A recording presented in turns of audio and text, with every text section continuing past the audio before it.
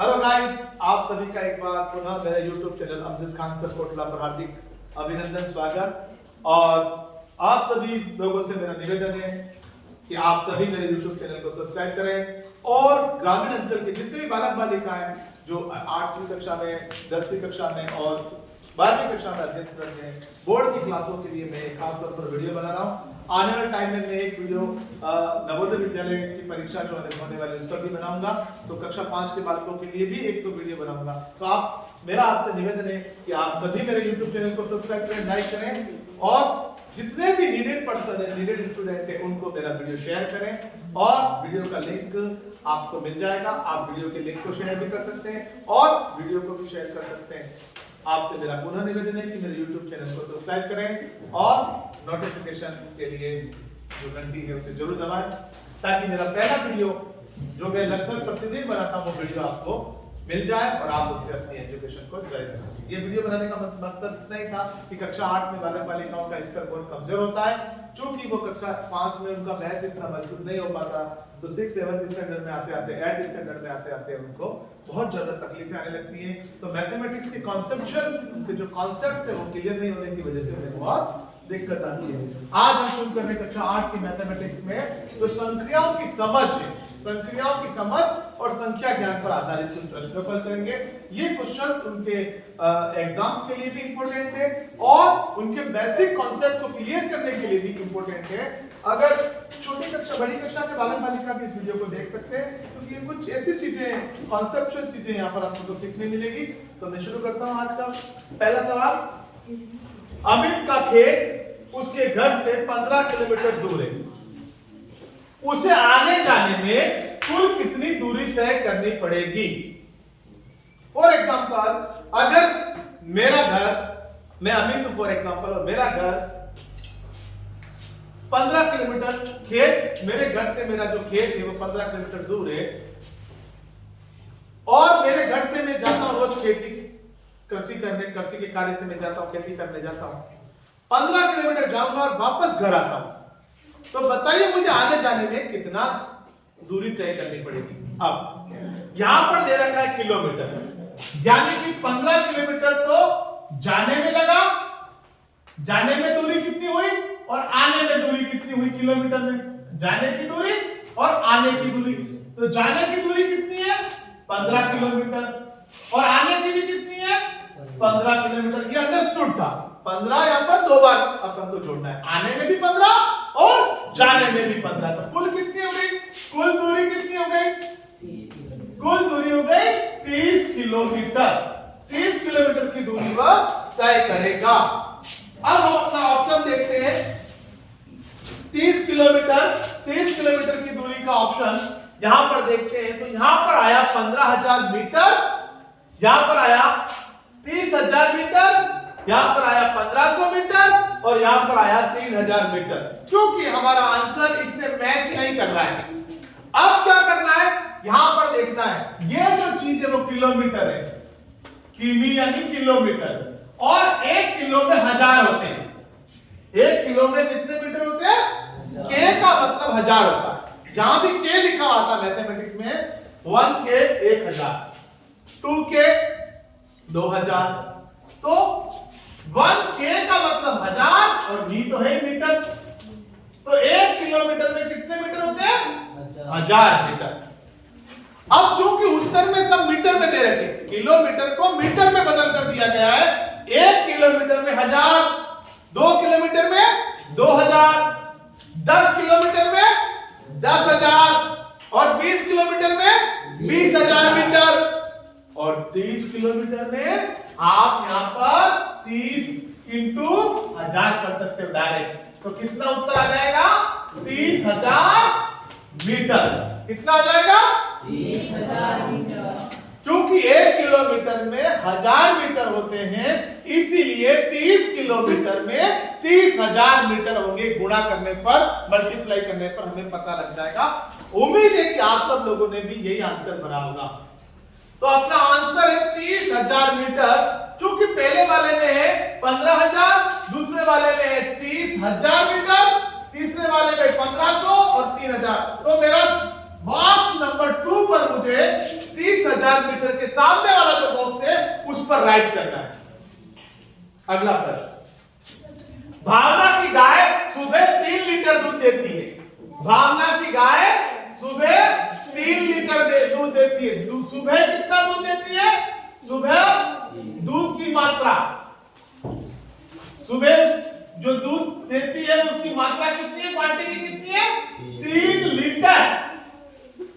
सुबह 3 लीटर देती है और शाम को 3 लीटर 500 मिलीलीटर।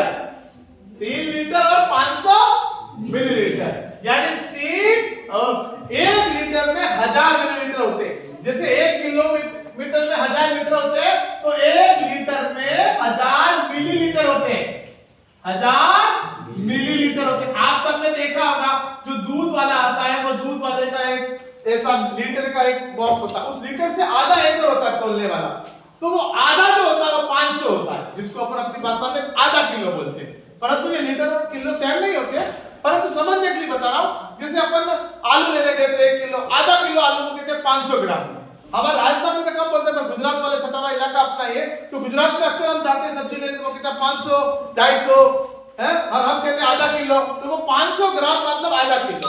500 मिली मतलब आधा लीटर दूध, 500 मिलीलीटर मतलब आधा, 250 मिलीलीटर मतलब 1/4 पाव, अपन पाव बोलते हैं, आधा बोलते हैं, 3 पाव बोलते हैं। 3 पाव मतलब 750 मिलीलीटर। 250 250 250 3 बार, 250 250 250 3 बार, 1 250 पाव, 2 250 आधा किलो, 3 250 3 पाव, और 4 250 कर दिया तो 1 किलो होता है। तो 250 मिलीलीटर 1/4 किलोग्राम, 1/4 लीटर, और 250 किलोग्राम और 250 ग्राम तो 1/4 किलोग्राम। तो सुबह दूध की मात्रा इतनी थी और शाम को दूध की मात्रा कितनी थी? शाम को दूध की मात्रा कितनी है? यानी अपनी भाषा में कहा 3.5 लीटर, 3 लीटर और 500 मिलीलीटर। कितने? 3 लीटर और 500 मिलीलीटर। 500 मिलीलीटर, तो टोटल कितना हो गया कुल? अब पूछा है इसने, तो दोनों समय में गाय कुल कितना दूध देती है? सुबह की दूध और शाम का दूध दोनों को मिला कितना हुआ टोटल दूध? दूध कितना दे रही है सुबह और शाम मिलाकर? 500, तो 500 ये रहा, 3 और 3 6 लीटर और 500 मिलीलीटर है बेटा। क्योंकि मैंने क्या कहा था, 1 लीटर में कितने मिलीलीटर होते हैं? अभी लिखा था 1000, तो 6 लीटर में 6 में 1000 का गुणा कर दो, तो 6000 के पीछे 3 जीरो होते हैं, तो वो 3 जीरो 6 के पीछे लग जाएंगे। तो कितना हो गया?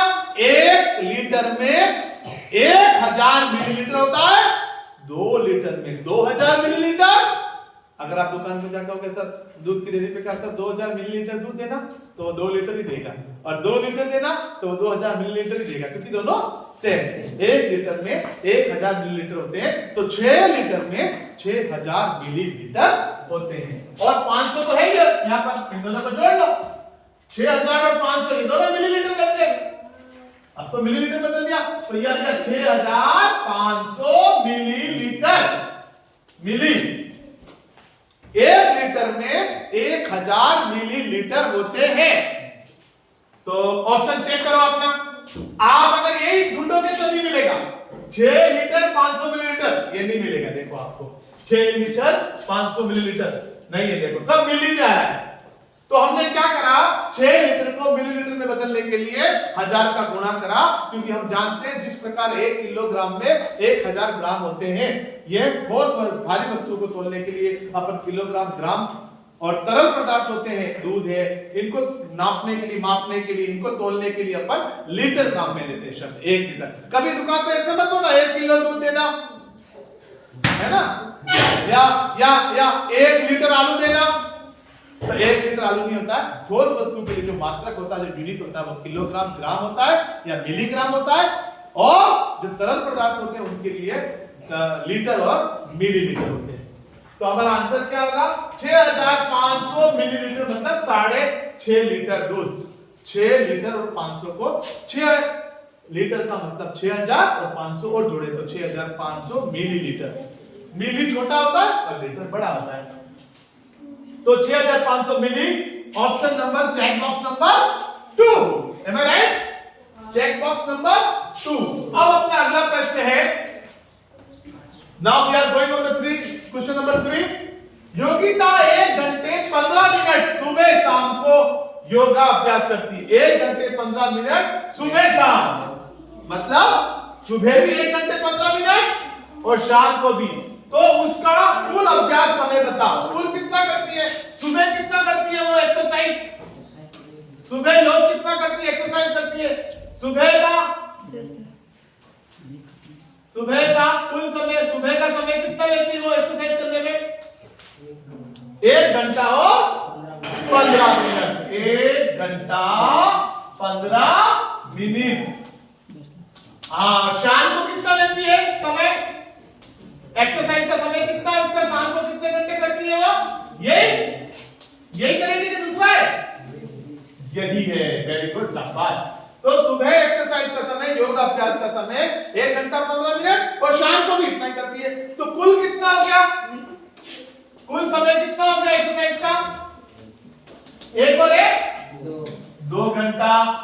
घंटे में घंटा जुड़ गया, मिनट में मिनट जुड़ गया। 15 और 15 30 मिनट। याद रखना, 1 घंटे में 60 मिनट होते हैं।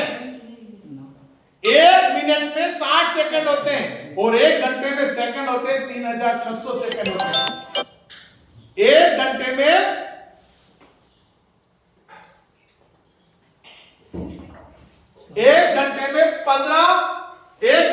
60 मिनट होते हैं। अब बताओ 2 घंटे में कितने मिनट हुए? इन सबको मिनट में बदल दो। 1 घंटे में 60 मिनट होते हैं, 2 घंटे में कितने होते हैं? 120। 60 पे 2 का गुणा करते हैं 120 मिनट और 30 मिनट और जोड़ लो इसमें। टोटल कितने हो गए? 130 और 30। बोलो कितने मिनट हो गए? 130 और 30 को जोड़ लिया, कितने हो गए? 150 मिनट।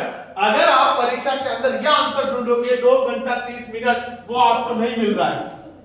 आपने क्या करा? घंटे को मिनट में बदल लिया। अब हमारा ऑप्शन देखो, 150 मिनट ऑप्शन किसमें आ रहा है? देखो ये वाला आप उतारते भी लेना, आप वीडियो को पॉज कर लेना और उतारते भी लेना इसका आंसर। वीडियो को रोक के भी आप कर सकते हो। अगर आप इस वीडियो को देखकर करोगे तब भी आप आराम से कर सकते हो और वीडियो को देखकर कर लेना आराम से। तो 115 मिनट, 150 मिनट, 105 मिनट, 130 मिनट। तो answer, right answer is 150 minutes. तो 150 मिनट के चेक बॉक्स के आगे 150 मिनट के आगे जो चेक बॉक्स बना है उसके आगे टिक करना है आपको। Okay guys? और ये क्वेश्चन एबीसीडी में आया, अबसद में आए तो ए बी सी डी, तो ब वाले को राइट कर देना, बी वाले को राइट कर देना। Okay guys? अब ये वाला सवाल देखते हैं। पहले वाला सवाल जो था वो किलोमीटर पे था, दूसरा वाला लीटर पे था और तीसरा वाला जो घड़ी का समय होता है क्लॉक, उसके ऊपर था मिनट, घंटा और सेकंड। देखो तीनों अलग अलग थे। पहले ठोस वस्तु के लिए था, फिर तरल पदार्थ के लिए और फिर समय के लिए। एक तरबूज का वजन 3 किलोग्राम, के मतलब किलो, जी मतलब ग्राम, 3 किलोग्राम 750 ग्राम है। यहाँ पर गाड़ी आती है तरबूज वाली, लोग यहाँ पर कुछ लोग उसको सामान देते हैं, लोहे वाला, कोई कबाड़ी का सामान होता है, लोहे का सामान, प्लास्टिक का सामान, अखबार देते हैं। तो फिर उससे बच्चे उसकी जगह के पैसे मत तो हमको तरबूज दे दो, तो उसकी जगह वो तरबूज देता है। तो तरबूज का वजन जो हमने तोला तो 3 किलो 750 ग्राम, यानी 3 किलो में आधा किलो और ज्यादा और पाव ज्यादा। तो 3 पाव, 3 किलो और 3 पाव यानी 3 किलोग्राम 750 ग्राम है। तो इसे ग्राम इकाई में लिख दो, ग्राम में बदलो। अभी मैंने कहा था 1 किलोग्राम में कितने ग्राम होते हैं? 1 किलोग्राम में कितने ग्राम होते हैं बेटा? 1000 ग्राम। 1 किलोग्राम में 1000 ग्राम होते हैं। जहां भी 1 किलो आता है उसकी जगह 1000 लिख दो आप, सिंपल। के का मतलब 1000, 1 किलोग्राम में 1000 और यहां पर कितने किलोग्राम है? 3 किलोग्राम। और 3 किलोग्राम में कितने हो गए? 3000 ग्राम। और एक और इसमें 750 ग्राम और है, तो जोड़ लो इसमें 750 ग्राम और 750 ग्राम। टोटल कितना हो गया? जोड़ लो 0 5 7 3, 3750 ग्राम। जी का मतलब ग्राम होता है। 3 किलो का मतलब 3000 और 750 और जोड़ दिए 3550 ग्राम। चेक बॉक्स में कहां आ रहा है देखो, बॉक्स में कहां पर आ रहा है 3750? ऑप्शन ए 30,750 इकाई, दहाई, सैकड़ा, हजार, 10,000, 30,750 ग्राम, 3,750, 3.750 ग्राम, 3 किलो और 750 ग्राम, 3.75, 3 किलो और 750 ग्राम पड़ते हैं, या इंग्लिश में बोलेंगे तो 3.750 ग्राम, या ग्राम में लिखा है 3750 ग्राम। अब हमारा उत्तर कौन सा है? 3,750, 750 तो हो रहा, और ये 3 किलो को कहते हैं 3,000, 3,000 में 750 जोड़ दिए, दोनों को जोड़े तो आता है टोटल 3750, यानी 3,750 इज द राइट आंसर। तो यहाँ पर हम बेसिक चीज क्या सीख रहे हैं? किलोग्राम को ग्राम में बदलना, लीटर को मिलीलीटर में बदलना, घंटे को मिनट में बदलना, ये सीख रहे हैं। ये मेन चीज है, ये समय का ज्ञान, ये संक्रियाओं का ज्ञान है, संख्याओं की पहचान। किलोग्राम को ग्राम में बदलेंगे तो 1000 से गुणा करेंगे, लीटर को मिलीलीटर में बदलेंगे 1000 से गुणा करेंगे, घंटे को मिनट में बदलेंगे 60 से गुणा करेंगे। अगला क्वेश्चन, तन्मय के पास 12,500 रुपए है, उसने 2,500 रुपए की सिलाई मशीन खरीदी, सिलाई कपड़े सीने वाली मशीन, और तथा 800 रुपए की वॉशिंग मशीन खरीदी, कपड़े धोने वाली 800 रुपए की वॉशिंग मशीन खरीदी, 8,000 की, क्या 800 8,000 रुपए की, 8,000 रुपए की वॉशिंग मशीन खरीदी, 8,000 कर देना इसको, 8,000 रुपए की वॉशिंग मशीन खरीदी, शेष राशि बताइए। अब उसके पास कितने रुपए बचे? तो तन्मय के पास कुल कितनी राशि है? कुल राशि तन्मय के पास कितनी है?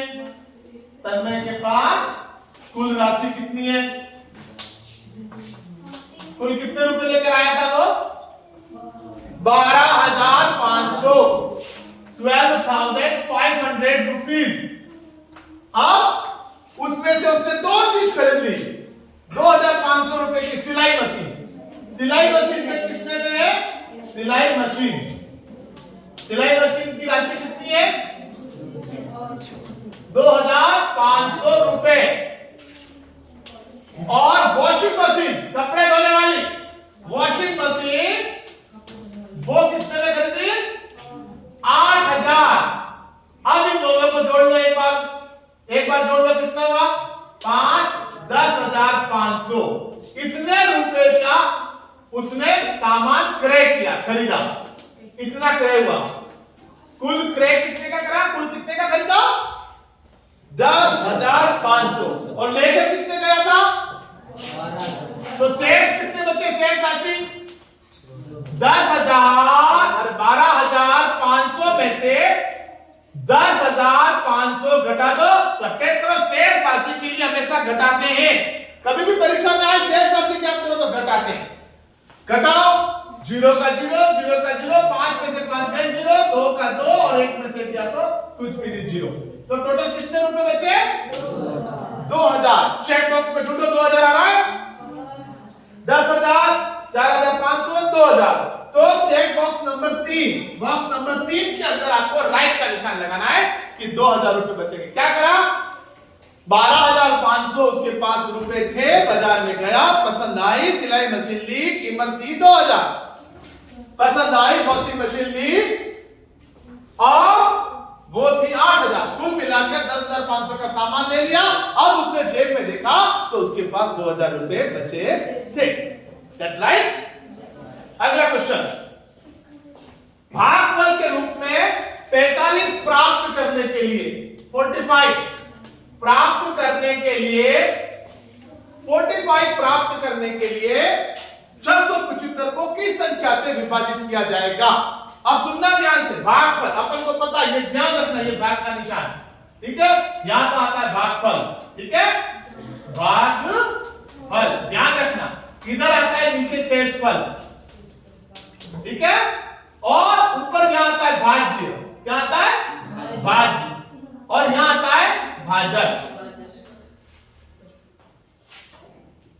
ठीक है, डिवीजन, डिविडेंड, कोसेंट, डिविडेंड और रिमाइंडर। अब भाजक, डिवीजन, भाजक। अब सुनना, किसका भाग देना है? भागफल के रूप में 45 को। यहां तो आना चाहिए 45। क्या आना चाहिए? भागफल 45 आना चाहिए। करने के लिए 675 को किस संख्या से भाग दें? तो 675 आएगा सेंटर में, और किस संख्या से भाग दें वो अपन को पूछा है कि आखिर किस संख्या का भाग दे तो पूरा पूरा जाएगा, यानी शेषफल तो आएगा 0, और यहां पर किस संख्या का भाग दे तो 45 आना चाहिए। तो उल्टा कर दो कि 45 में अगर 675 का भाग देंगे तो पता चल जाएगा। या तो इस संख्या में भाग दो, 675 में भाग दो इस संख्या का, ये पता ही नहीं है, तो याद रखना क्योंकि शेषफल 0 आ रहा है, इससे कुछ जोड़ना तो है ही नहीं। अब अपन को इस पे भाग दे दो, 675 में 45 का भाग दे दो। देखो 45 का टेबल याद नहीं, कोई बात नहीं, जोड़ जोड़ के बना लो। 45 में एक बार 45, दो बार जोड़ते तो 90 आता है, क्योंकि यहां तो एक बार ही बोलना है टेबल। 45 का 45, आप जोड़ लो भाई, 45 और 45 कितना होता है? 90 में और 45 जोड़ लो 135, ऐसे आप जोड़ सकते हो। फिर 135 में 45 जोड़ लो, 5 और 5 10, 4 में 3 7 और 1 8, और 1 का 1, 180। 45 का एक बार बोलते 45, दो बार बोलते 90, तीन बार टेबल बोलते 135, चार बार बोलते। अब इसमें से घटाओ, 7 में से 5 गए 2, 6 में से 4 गए 2, और यहां पे 5। इसी तरह अगर 45 का पहाड़ा बोलते रहते हैं ना, अपन जोड़ते रहते हैं, तो 45 का टेबल 9 बार बोलते हैं। कितनी बार? 9 बार।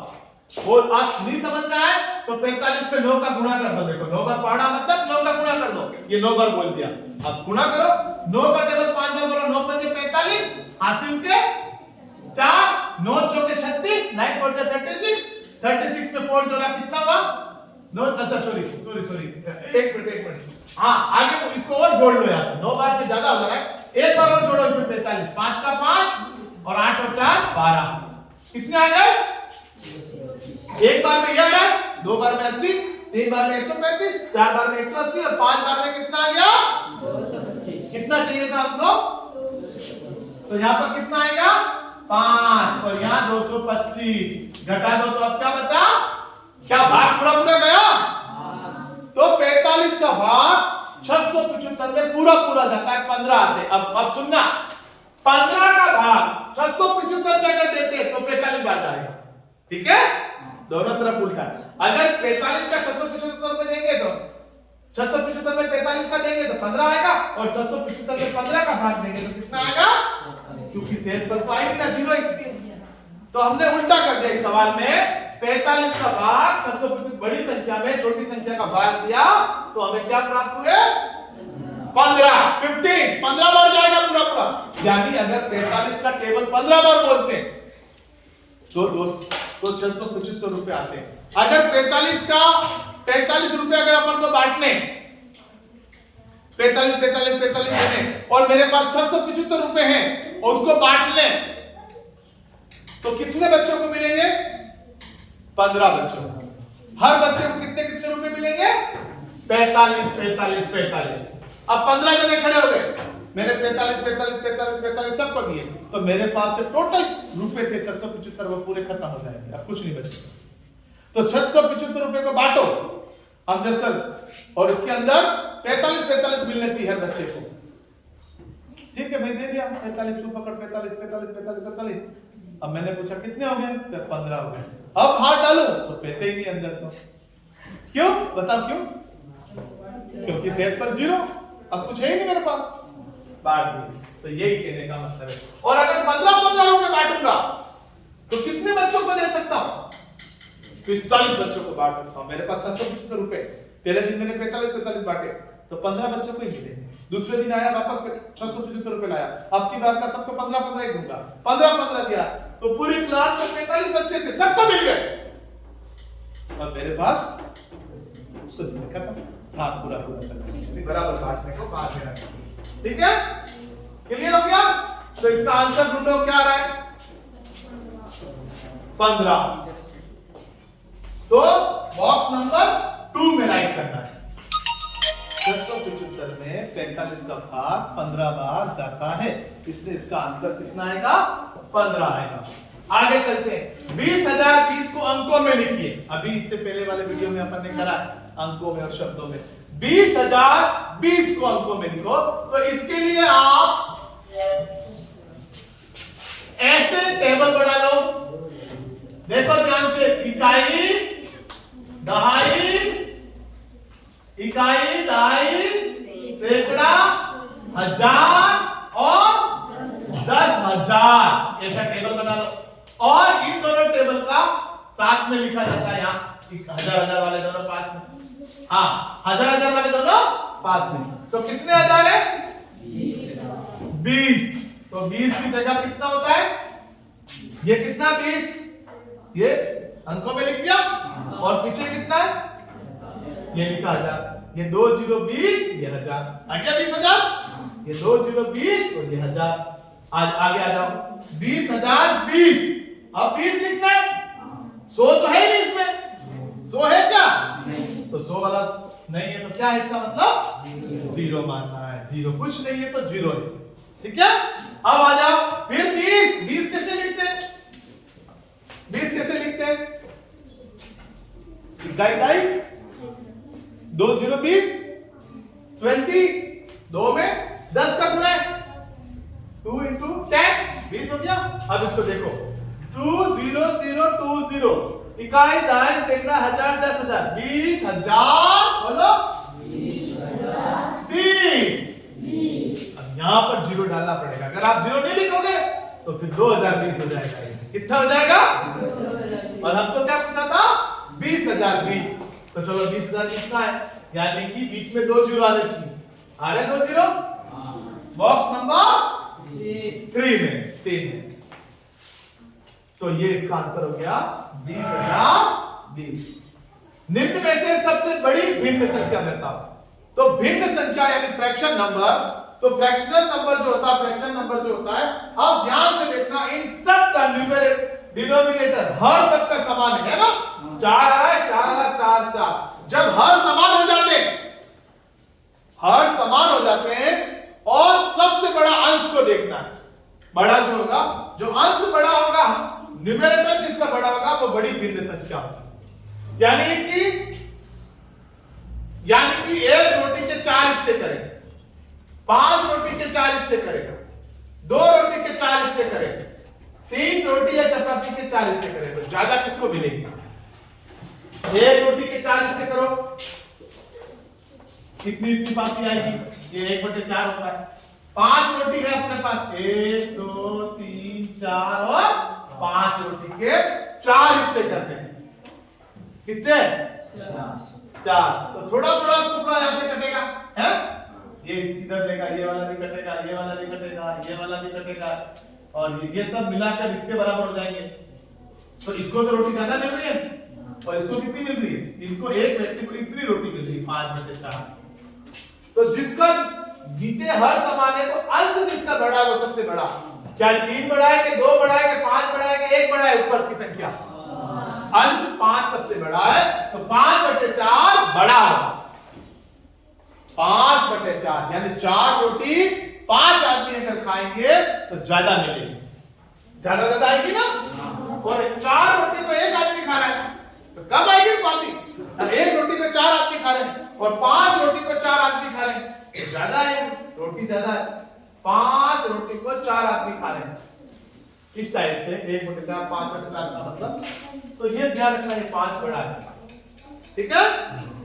अगर यहाँ पे 6/4 होगा तो ये कब करना है? जब हर समान होता है तो जो अंश बड़ा होगा वो बड़ी राशि। एंड लास्ट क्वेश्चन, इसके बाद सेकंड लास्ट क्वेश्चन, निम्न में से 16 का गुणनखंड नहीं है। अब मुझे बताओ गुणनखंड किसे कहते हैं? तो गुणनखंड का मतलब होता है कि अपन इसको इंग्लिश में बोलते हैं फैक्टर। यानी अपन को एक ऐसी संख्या लेनी है जिस उसके टेबल में 16 आना चाहिए। उस संख्या का टेबल बोलते हैं अपन, पहाड़ा बोलते हैं, तो उसमें 16 आना चाहिए और नहीं आ रहा है तो वो गुणनखंड नहीं है। क्या इसका 16 का जो गुणज है वो 4 है। 4 के टेबल में 16 आते हैं। 16 का मल्टीपल 7 9 और 11 तो कौन सा गुणनखंड 16 का गुणनखंड नहीं है?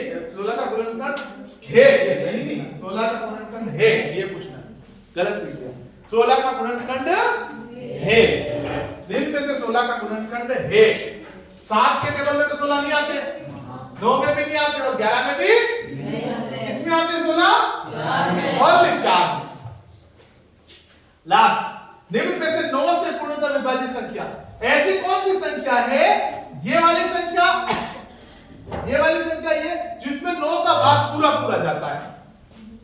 9 से विभाजित पूर्ण संख्या बतानी है, यानी कि 9 का भाग उसमें उस संख्या में पूरा पूरा चला जाता है। 9 से अगर डिवाइड करते हैं तो रिमाइंडर 0 आता है। तो अपन इसको चेक करने का एक तरीका है कि इनके अंकों को जोड़ लो। अगर इनके अंकों को जोड़ते हैं उसमें 9 का भाग जाता है तो उस संख्या में भी जाएगा। देखो जोड़ो, 7 और 6 13, 21 22 सैकड़ा हजार। 7 और 6 13, 13 और 5 18, 18 और 4 22। क्या 9 में 22 आते हैं? 9 के टेबल में 22 आते हैं? तो नहीं जाएगा, छोड़ो, इधर आ जाओ। 6 और 1 7 10 10 14। क्या 9 के टेबल में 14 आते हैं? 9 9 9 9 18, 9 एकम 9 9 दूनी 18, 1 9 9 2 2 9 18, 9 9 9 9 2 18। नहीं, इधर आ जा।